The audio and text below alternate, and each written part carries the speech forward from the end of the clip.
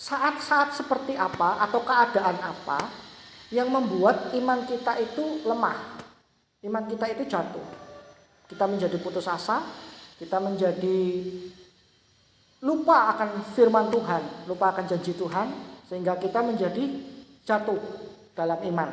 Nah, keadaan seperti apa itu kita mau sharingkan. Lalu yang kedua, bagaimana cara kita untuk kita bangkit, kita mengatasi kejatuhan iman kita itu saat kita lemah itu. Bagaimana cara kita untuk kita bangkit? Ya, baik. Nah, kalau saya, saudaraku, saya itu merasa lemah itu pada saat dengar kabar bahwa anak saya itu sakit. Nah, anak saya itu yang masih kecil itu umurnya masih 9 bulan. Kemarin itu saya pelayanan di Temanggung. Ada 7 gereja, ada 7 desa. Nah, di situ kalau orang desa itu memuji Tuhan, itu luar biasa. Suara mama kalah. Suara satu orang itu bisa menggema sampai semua ruangan besar. Kira-kira muat 100 orang mungkin ruangan itu. Kedengeran, nggak pakai mic. Semangatnya luar biasa. Tuh. Kemarin saya ketemu orang seperti itu. Suaranya menggelegar gitu. Nah, luar biasa ini orang desa, semangat memuji Tuhan. Nah, karena kita bersekutu, berkumpul bersama orang seperti itu, kita juga jadi semangat pasti ya, semangat. Jadi kita lebih, ini orang desa, orang sederhana, tapi bisa seperti ini. Kita bangkit imannya gitu kan.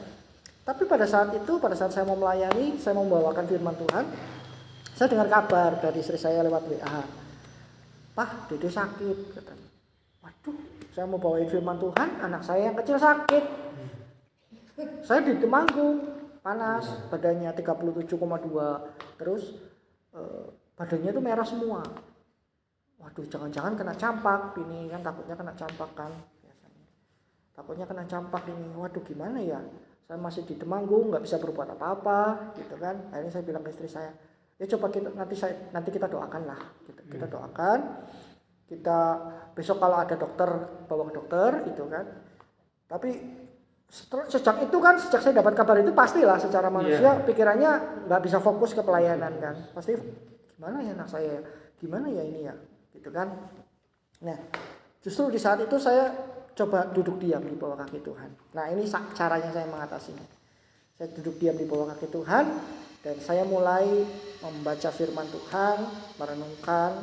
Nah, itu yang akan saya bagikan hari ini. Lukas 13 ayat 6 sampai 9. Lukas 13 ayat 6 sampai 9. Demikian firman Tuhan. Perumpamaan tentang pohon ara yang tidak berbuah. Lalu Yesus mengatakan perumpamaan ini, seorang mempunyai pohon ara yang tumbuh di kebun anggurnya, dan ia datang untuk mencari buah pada pohon itu, tetapi ia tidak menemukannya. Lalu ia berkata kepada pengurus kebun anggur itu, sudah 3 tahun aku datang mencari buah pada pohon ara ini dan aku tidak menemukannya. Tebanglah pohon ini, untuk apa ia hidup di tanah ini dengan percuma. Jawab orang itu, Tuan, biarkanlah ia tumbuh tahun ini lagi. Aku akan mencangkul tanah sekelilingnya dan beri pupuk kepadanya. Mungkin tahun depan ia berbuah, jika tidak, tebanglah dia. Amin. Nah, saudaraku, saat saya merenungkan firman Tuhan ini, saya mendapatkan suatu pengalaman, suatu pencerahan yang baru dari Tuhan ya. Saat kita itu menerima Tuhan Yesus sebagai Tuhan dan Juru Selamat kita ya. Maka saat itu pula kita itu diumpamakan seperti pohon yang ditanam di kebun Tuhan. Ya, seperti yang tadi kita baca. Kita itu seperti pohon ara yang ditanam di kebun anggur Tuhan. Nah, tapi banyak juga, mungkin kita juga pernah merasa bahwa kalau sudah mengikut Yesus itu sudah terima Yesus, ya sudah, kita nggak perlu melakukan apa-apa. Kita udah terima keselamatan, kita udah pasti selamat masuk surga. Banyak yang berpikir seperti itu. Tapi kalau kita baca firman Tuhan yang tadi itu tidak berkata seperti itu. Jadi hal seperti apa yang membuat orang percaya Yesus lalu kemudian dia selamat masuk surga?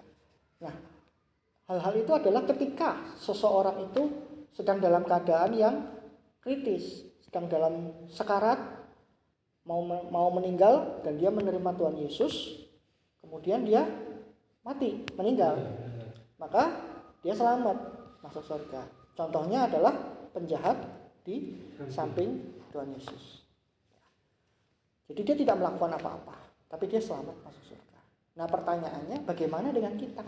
Kita orang yang percaya kepada Tuhan Yesus masih diberi kesempatan hidup, masih diberi kesempatan untuk melayani Tuhan, masih diberi kesempatan untuk membaca firman Tuhan, masih diberi kesempatan untuk bersaksi kepada orang. Nah, bagaimana? Apakah kita juga tidak melakukan apa-apa? Cukup percaya Tuhan Yesus saja, lalu kita selamat sampai ke surga. Apakah seperti itu? Ternyata dari firman yang kita baca itu tidak seperti itu, gitu.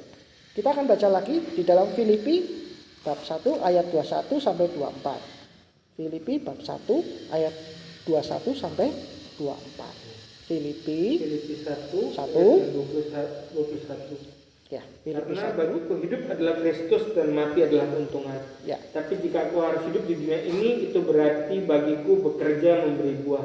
Jadi mana yang harus dipilih aku tidak tahu. Aku didesak dari dua pihak. Aku ingin pergi dan diam bersama-sama dengan Kristus. Itu memang jauh lebih baik. Tapi lebih perlu untuk tinggal di dunia ini karena kamu. Saudaraku, Rasul Paulus itu berkata, kalau kita diberi kesempatan untuk hidup, maka itu artinya apa? Kita bekerja memberi buah. Itulah yang diharapkan oleh Tuhan. Amin. Tuhan itu menanam kita di kebun anggurnya dengan tujuan apa? Supaya kita berbuah. Itu. Jadi kita nggak bisa, sudah terima Yesus, udah enak-enak aja, gitu ya, santai-santai, nggak melakukan apa-apa, nggak baca firman, nggak ke gereja, nggak berbuat perintah Tuhan, nggak melakukan perintah Tuhan, nggak seperti itu. Tapi supaya kita berbuah, gitu.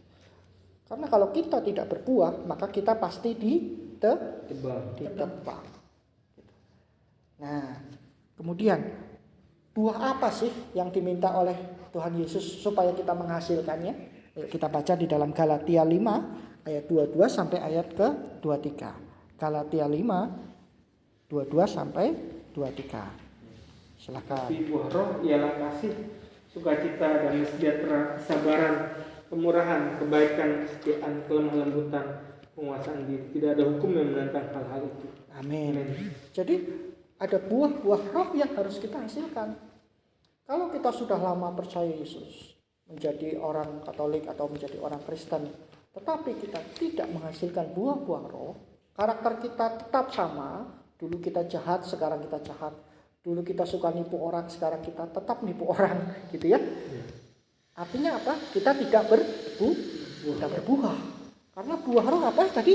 Kasih, sukacita, ya, damai sejahtera, kesabaran, kemurahan, kebaikan, kesetiaan, kelemah lembutan, penguasaan diri. Nah, buah-buah roh itu harus kita hasilkan kapan? Setiap hari. Setiap hari. Jadi nggak hanya satu kali aja gitu. Kemarin saya bisa sabar, tapi hari ini gitu. Hari ini gitu. Ya. Kemarin kita bisa menguasai diri, tapi hari ini gitu. Kita hanya menghasilkannya kemarin gitu. Hari ini enggak lupa ya. Nah, kita sering seperti itu, Saudara. Nah, jadi kita harus menghasilkan buah-buah roh itu setiap hari dalam hidup kita, Saudara. Nah,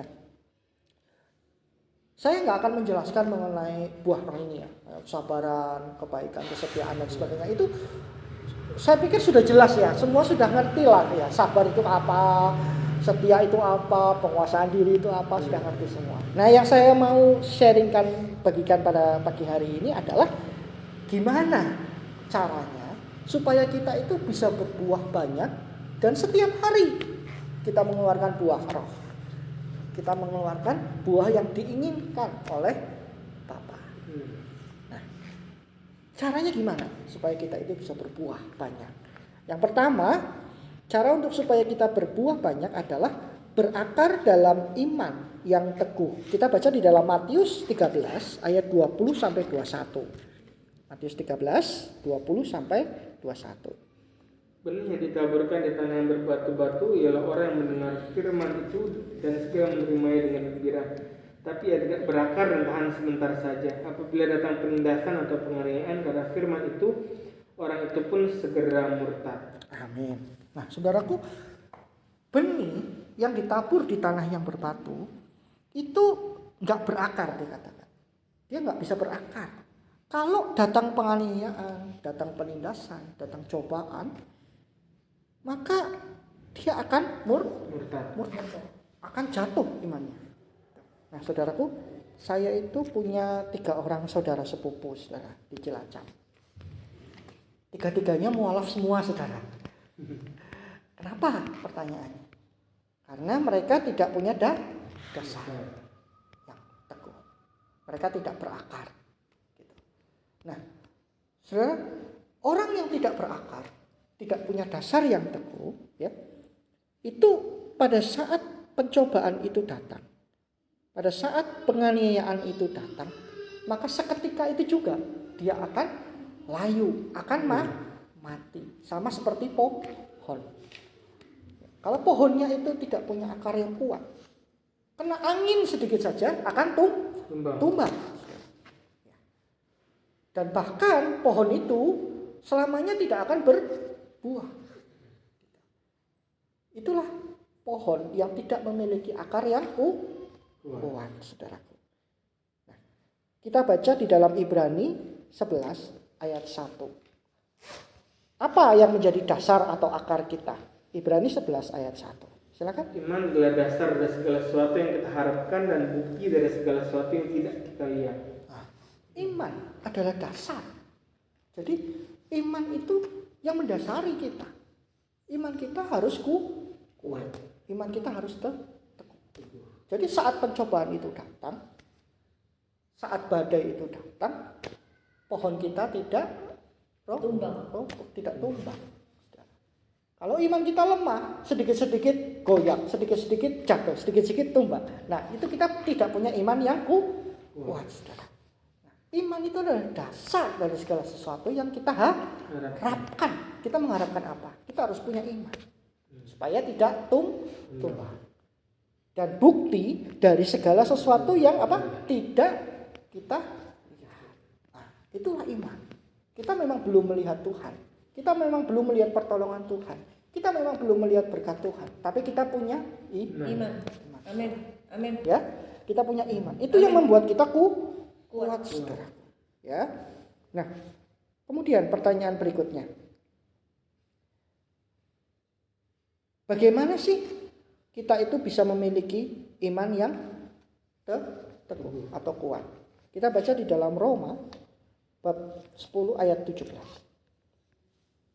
Roma bab 10 ayat 7. Jadi iman timbul dari pendengaran dan pendengaran oleh firman Kristus. Amin. Jadi bagaimana kita bisa memiliki iman yang kuat? Nah, iman itu timbul dari mana? Dari pendengaran. Pendengaran akan firman Kristus. Makanya itulah pentingnya kita membaca firman Tuhan setiap hari. Kalaupun kita tidak bisa membaca, kita mendengar firman setiap hari. Firmannya yang firman apa? Menguatkan kita, menutrisi rohani kita. Nah, itulah firman yang kita butuhkan setiap hari supaya kita kuat. Kalau kita kurang membaca firman, kalau kita kurang mendalami firman, kalau kita kurang mengerti firman, kita menjadi lemah.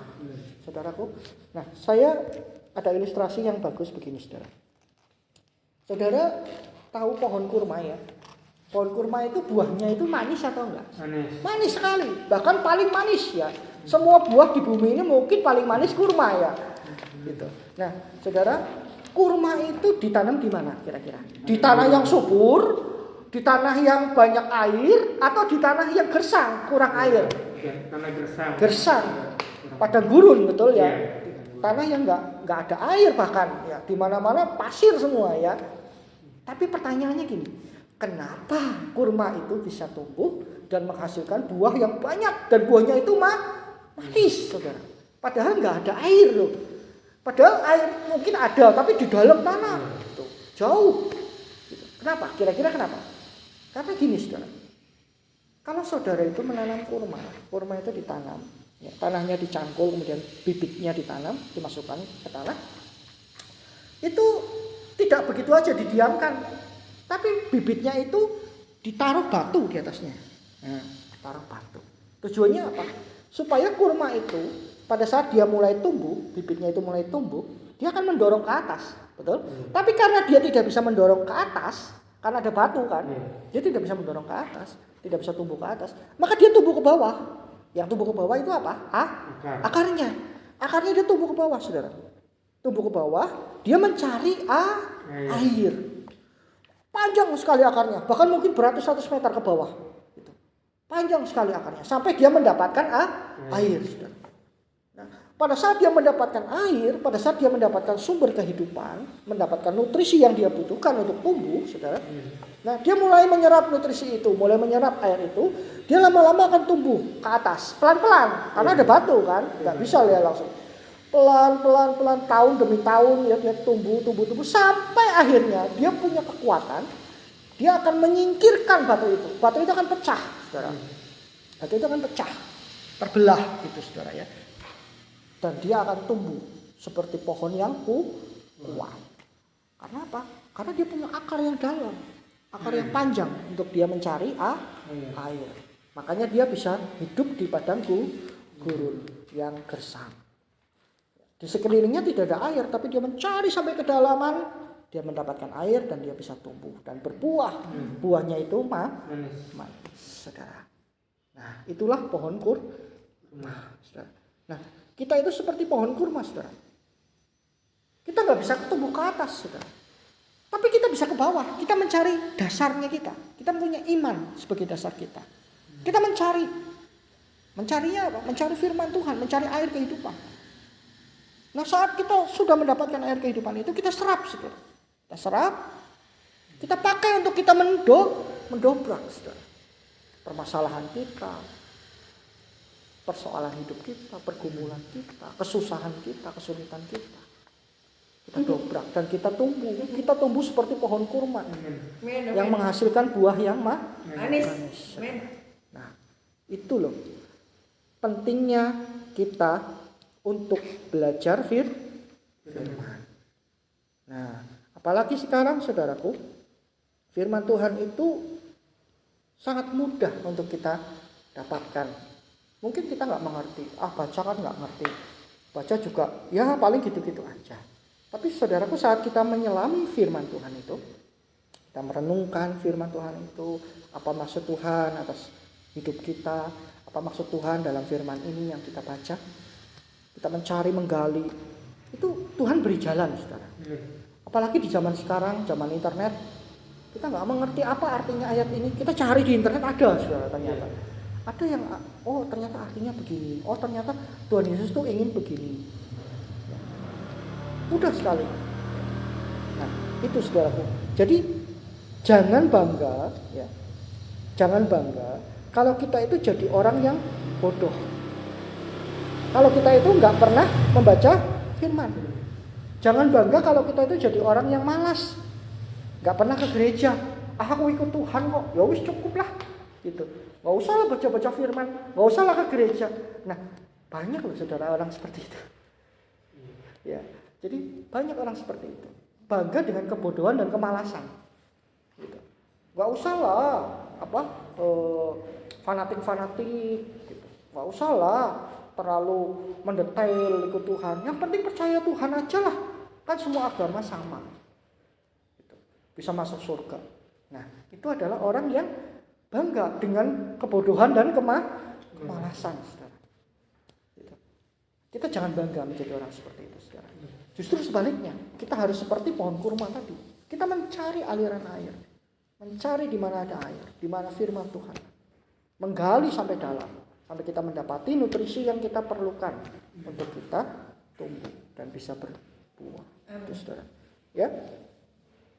Kita akan buka di dalam Matius bab 5 ayat 6. Matius 5 ayat 6. Berbahagialah orang lapar dan haus akan kebenaran, karena mereka akan dipuaskan. Amin. Berbahagialah orang yang lapar dan haus akan kebenaran. karena mereka akan dipuaskan. Apa itu kebenaran? Kita baca dalam Yohanes 17:17. Apa itu kebenaran? Yohanes 17 ayat 17. Kuduskanlah mereka dengan kebenaran, firman-Mu adalah kebenaran. Amin. Jadi firman Tuhan adalah kebenaran. Jadi bahagialah orang yang lapar dan haus akan kebenaran. Apa itu kebenaran? Firman Tuhan adalah kebenaran. Nah, saudaraku, jadi kita harus jadi orang yang lapar dan haus akan firman Tuhan. Kita harus mencari air itu. Maka kita bisa berbuah. Nah, lalu cara yang kedua, bagaimana supaya kita berbuah banyak? Kita baca di dalam Yohanes 15 ayat 5. Yohanes 15 ayat 5. Akulah pokok anggur dan kamulah ranting-rantingnya. Barang siapa tinggal di dalam aku dan aku di dalam dia, ia berbuah banyak. Sebab di luar aku kamu tidak dapat berbuat apa-apa. Nah, saudara, cara yang kedua adalah kita harus tinggal di dalam Kristus. Dan firman-Nya tinggal di dalam kita. Tadi kita sudah dengar yang pertama, firman Tuhan tinggal di dalam kita. Mencari firman. Lalu yang kedua, tinggal di dalam Kristus. Bagaimana caranya supaya kita tinggal di dalam Kristus? Kita akan buka di dalam 1 Korintus 10 ayat 16. 1 Korintus 10 ayat 16. Bukankah cawan pengucapan syukur yang atasnya kita ucapkan syukur adalah persekutuan dengan darah Kristus? Bukankah roti yang kita pecah-pecahkan adalah persekutuan dengan tubuh Kristus? Bagaimana kita bersekutu atau bersatu dengan Kristus? Adalah dengan kita menerima tubuh dan darah Kristus. Nah, ini loh yang sering kita tidak mengerti. Ini yang sering kita tidak mengerti. Kita ingin kita bersatu dengan Tuhan. Kita ingin kita bisa di dalam Tuhan. Tapi kita menganggap bahwa perjamuan kudus atau tubuh dan darah Kristus adalah ya sekedar rutinitas. Atau bahkan ada orang yang bermain-main gitu, bercanda dengan itu. Contoh, dia habis korupsi, datang ke gereja, terima perjamuan kudus tanpa meminta ampun. Bahkan dengan ya seenaknya saja, dengan sikap seenaknya seolah tidak bersalah, terima perjamuan kudus, tidak menghormati tubuh dan darah Tuhan. Nah, apa akibatnya orang seperti ini, saudaraku? Apa akibatnya orang seperti ini? Dia akan menerima kutuk dan sakit dalam kehidupannya. Kita buka di dalam 1 Korintus 11 ayat 28 sampai 31. 1 Korintus 11 ayat 28 sampai 31. Karena itu hendaklah tiap-tiap orang memuji dirinya sendiri dan baru sesudah itu makan roti dan minum dari cawan itu. Karena siapa makan dan minum tanpa mengakui tubuh Tuhan, ia mendatangkan hukuman atas dirinya. Sebab itu banyak di antara kami yang lemah dan sakit dan tidak sedikit yang meninggal. Kalau kita memuji diri kita sendiri, hukuman tidak menimpa kita. Amin. Kalau kita menerima tubuh dan darah Kristus tanpa mengakui, tanpa menghormati kekudusan tubuh dan darah Kristus, akibatnya apa? Lemah dan sakit. Muncul kutuk dalam hidup kita. Banyak orang tidak menyadari. Menerima tubuh dan darah Kristus sekedar rutinitas. Sekedar dianggapnya ya terima aja lah. Ke gereja yang harus terima. Tapi tidak mengakui tubuh dan darah Kristus. Sekedar roti biasa. Nah, akibatnya apa? Jadi lemah dan sakit. Tapi kalau kita menguji diri, kita memohon ampun, kita mengakui tubuh dan darah Kristus, hukuman tidak menimpa kita. Malah sebaliknya kita mendapatkan berkat Tuhan. Berkatnya apa? Kita bersatu di dalam Kristus. Tubuh Kristus ada di dalam kita, darah Kristus ada di dalam kita, dan kita ada di dalam Kristus. Nah, inilah rahasia kita bisa bersatu dengan Tuhan. Nah, saudaraku, jadi itulah kunci ya, supaya kita bisa berbuah banyak. Ya. Tadinya saya juga bingung gimana caranya supaya kita itu bisa kuat, supaya kita itu bisa berbuah, jadi pohon yang berbuah banyak. Tapi setelah saya merenungkan ini, ternyata kuncinya cuma 2 ini. Yaitu berakar, mencari air, mencari firman Tuhan, dan kemudian menerima tubuh dan darah Kristus. Nah, harus menerima dengan lengkap tubuhnya dan darahnya. Karena Kristus juga bilang bahwa yang makan tubuhku dan minum darahku, maka dia akan bersekutu dengan kita, ada di dalam kita. Nah, itu kuncinya, saudara.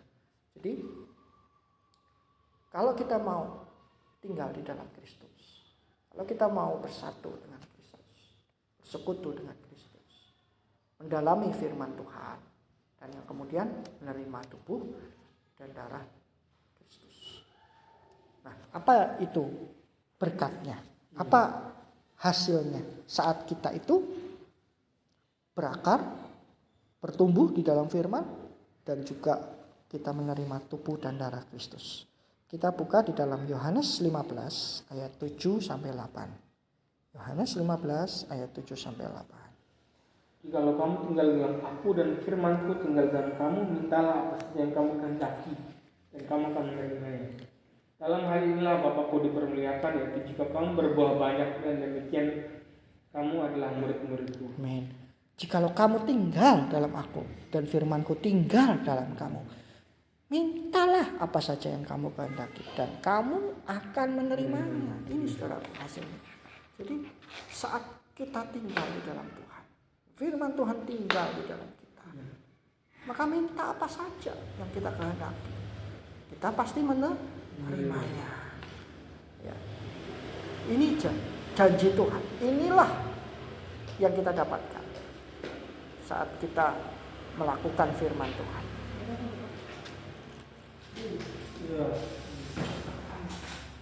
Oke.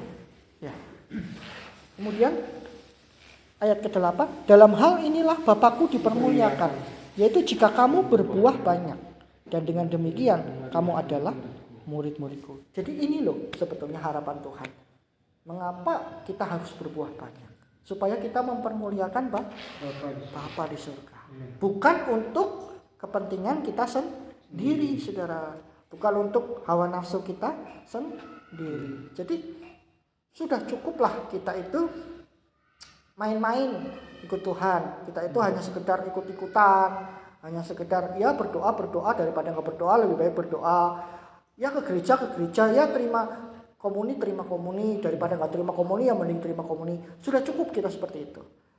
Kita menjadi pohon yang tidak berbuah. Nah, karena kalau kita terus menjadi pohon yang tidak berbuah, apa yang terjadi? Kita baca di dalam Matius 3 ayat 10.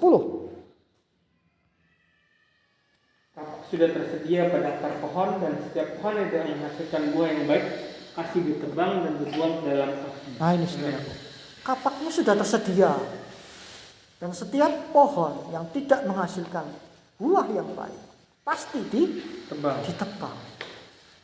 Nah, kalau jadi orang yang biasa-biasa saja, nah berarti harus siap ditebang. Nah, itu saudara. Jadi kita harus sungguh-sungguh mencari air supaya kita berbuah banyak. Kita harus sungguh-sungguh tinggal di dalam pokok anggur.